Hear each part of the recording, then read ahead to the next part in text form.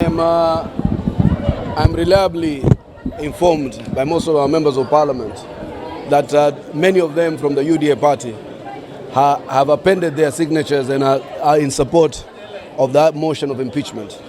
I think we will go with the majority members of the UDA party. If the majority members of the UDA party are in support of the impeachment, then the UDA party itself will also support what the members feel is in the best interest of the party and the country.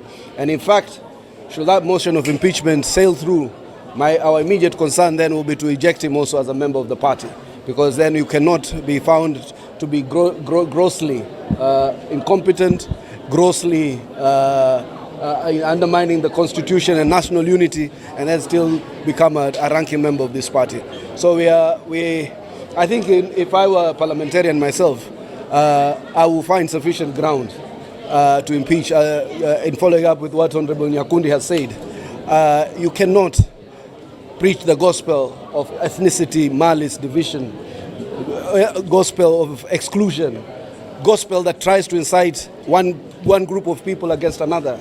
He has been the most catastrophic, the most insidious in terms of dealing a very decisive blow to the unity of this country that had been carefully knit by the Hustler Nation. The Hustler Nation was about the bottom-up economic policy. It was never about regions. It was never about one person over another or blind ambition for power.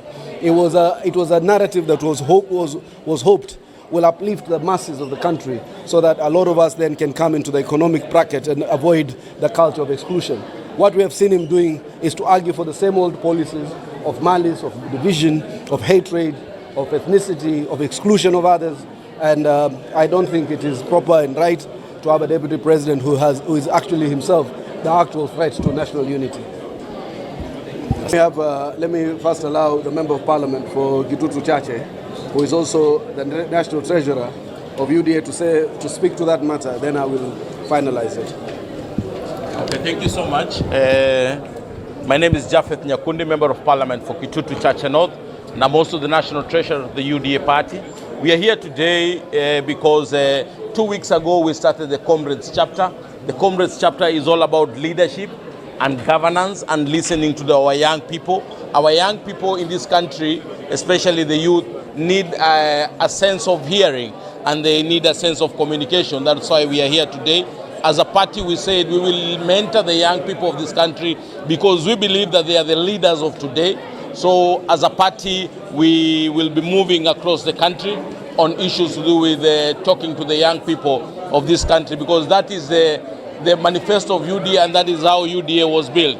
On the issue of impeachment of the deputy president, the motion has not been brought to parliament yet, but if the motion is brought to parliament, we will look at it, and if the grounds are sustainable enough for the impeachment of the deputy president, we will impeach him. But if the grounds are not sufficient enough, he'll have another chance. But what I will say to the people of Kenya, because this is a matter of concern, the deputy president has looked to be like someone who's very tribal, someone who does not want to engage people from other regions across the country.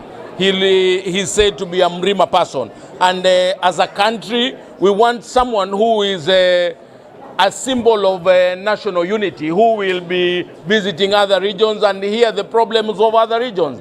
And if Rigathi Gachagua is not ready to come to Mombasa, is not ready to go to Nyanza, is not ready to go to Western and other parts of the country, then we will look for another deputy president who is ready to serve Kenyans at the capacity of a deputy president. Because we don't want a deputy president who talks about his region, who advocates only about his region. Because if we go that way, all these other regions will also require to have their own deputy president.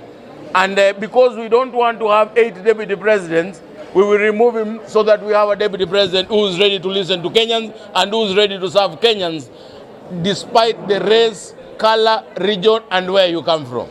Thank you so much. My name is Japheth Nyakundi.